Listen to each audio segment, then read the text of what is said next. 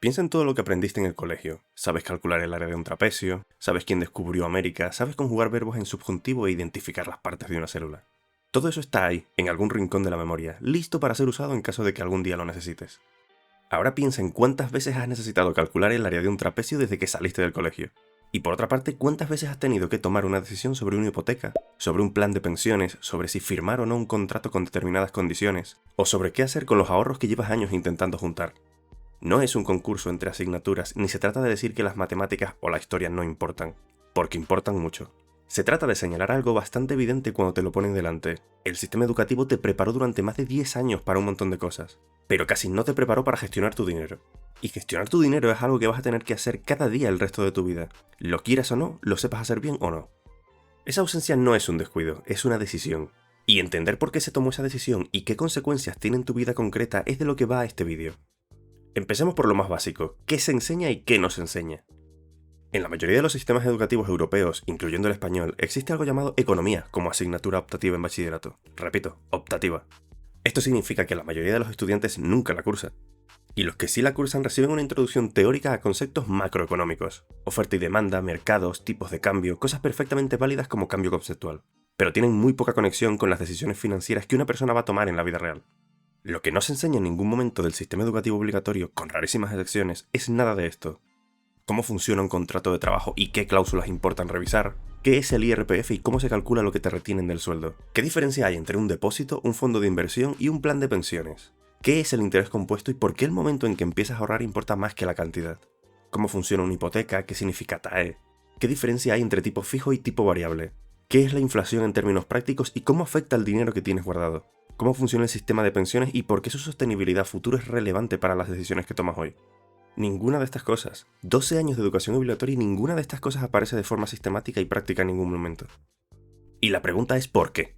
Porque no es fácil argumentar que esos temas son menos importantes que otros que sí se enseñan. Cualquier persona adulta que piense en qué conocimientos usa realmente en su vida cotidiana, reconocerá que varios de los que acabo de listar aparecen constantemente, mientras que otros que ocuparon centenares de horas de clase prácticamente nunca.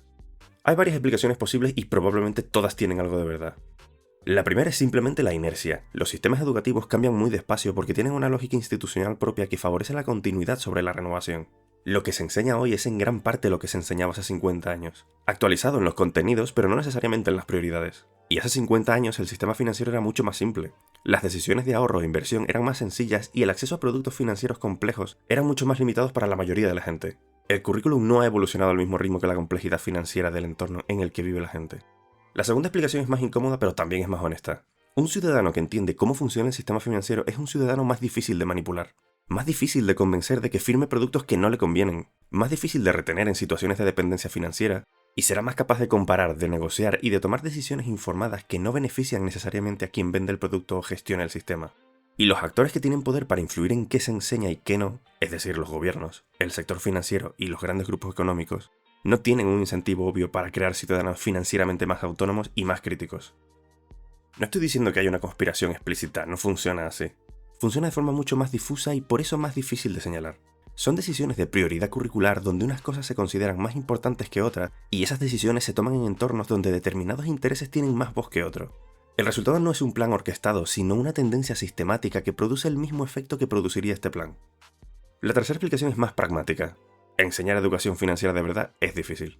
Requiere de profesores formados en ello, requiere materiales actualizados constantemente porque el entorno cambia, requiere conectar conceptos abstractos con situaciones reales de forma que tenga sentido para un adolescente que todavía no paga facturas ni tiene hipoteca.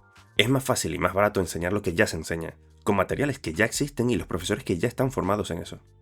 Ninguna de estas tres explicaciones es completamente satisfactoria por sí sola, pero juntas, sin embargo, explican bastante bien por qué 12 años de educación obligatoria puede terminar sin que nadie te haya explicado qué pasa con tu dinero cuando lo dejas quieto en una cuenta corriente durante décadas.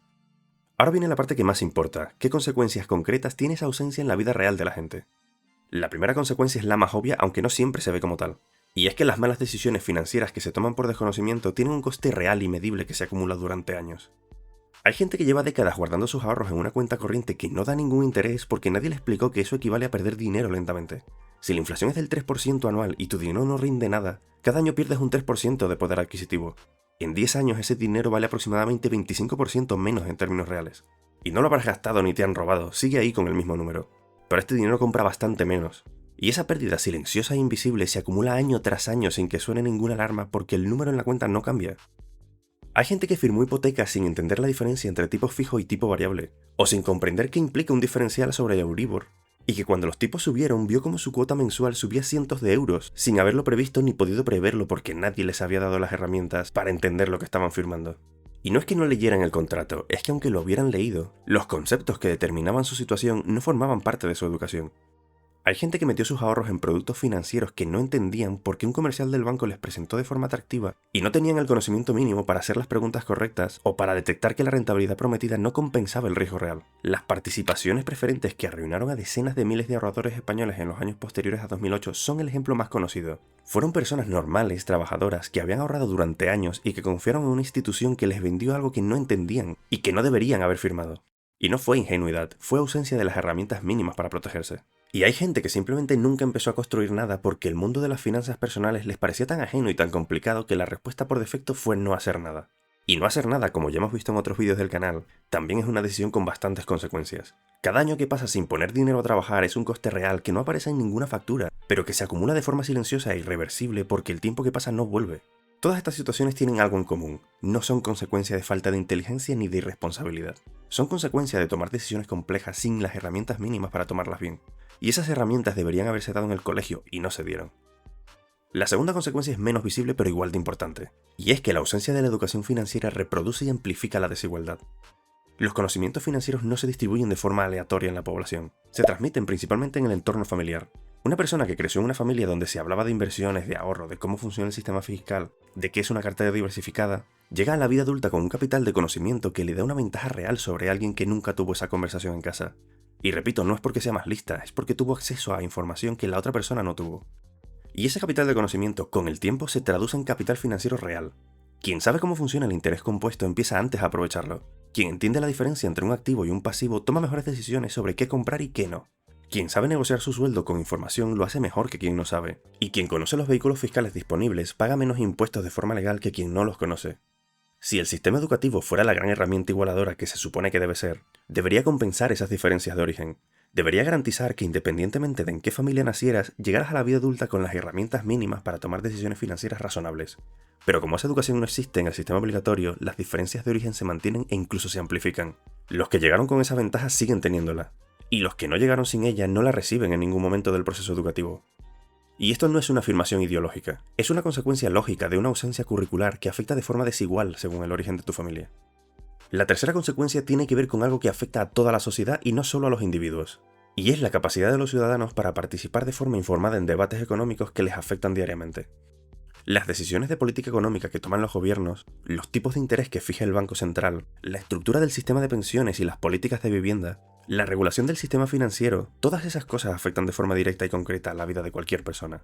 Pero son debates que requieren un mínimo de alfabetización económica para seguirlos y para opinar sobre ellos con algún criterio.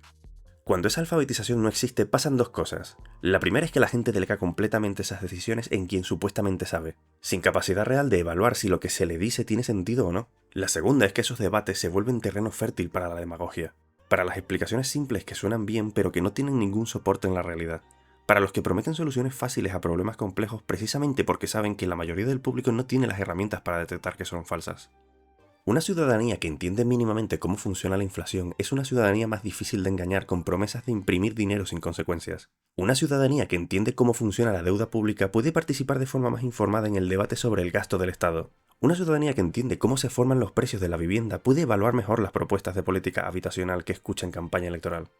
Y esto no se trata de convertir a todo el mundo en un economista. Se trata de que la gente tenga el mínimo de conocimiento para no ser completamente dependiente de lo que le cuenten otros con intereses propios en contarlo de una forma determinada. Y ese mínimo, hoy por hoy, el sistema educativo no lo garantiza. Ahora viene algo que quiero decir con claridad porque si no este vídeo puede quedar en una queja sin más. Que el sistema no te haya enseñado esto no significa que no puedas aprenderlo. Y aprenderlo, aunque sea tarde, cambia mucho las cosas. No de golpe ni mágicamente, pero sí de forma real y acumulada con el tiempo. Hay un experimento mental que me parece útil para ilustrarlo, Imagina dos personas de 30 años con exactamente la misma situación económica hoy. Los mismos ingresos, los mismos ahorros, las mismas deudas. La única diferencia es que una de ellas entiende cómo funciona el interés compuesto, sabe distinguir un activo de un pasivo, conoce los vehículos fiscales básicos disponibles para su situación y tiene claro que tener dinero parado es perder dinero lentamente. La otra persona no sabe nada de eso y gestiona su dinero de la misma forma que siempre lo ha hecho, que es básicamente no gestionarlo. Con 30 años esa diferencia de conocimiento no produce una diferencia enorme en la situación financiera inmediata, pero acumulada durante 20 o 30 años, con las decisiones que cada uno va tomando a lo largo de ese tiempo, la distancia entre esas dos personas puede ser enorme. No porque una sea más trabajadora o más inteligente, porque una tiene las herramientas para que cada euro que gane haga algo más que cubrir los gastos del mes. Eso es lo que el colegio debería haber dado y no dio. Y eso es exactamente lo que este canal intenta hacer de alguna forma, aunque sea de forma fragmentada y voluntaria. Básicamente el espacio donde esas conversaciones ocurren con la claridad y la honestidad que merecen. No porque sea suficiente con ver vídeos de YouTube para tener una educación financiera completa. No lo es y sería deshonesto decir lo contrario. Sino porque algo es mejor que nada, y porque cada concepto que se entienda bien es una herramienta más disponible en el momento en el que haya que tomar una decisión real con consecuencias reales. El área del trapecio puede esperar, lo que le pasa a tu dinero cuando lo dejas quieto no. Si quieres seguir con esto, en el canal tienes vídeos sobre inflación, sobre interés compuesto, sobre la diferencia entre activos y pasivos y sobre qué hacer con poco dinero cuando empiezas desde cero. Son exactamente las cosas que deberían haberse explicado antes y que por alguna razón no se explicaron. Todo esto lo tienes en el canal, así que te invito a echarle un ojo. Venga, nos vemos en el siguiente.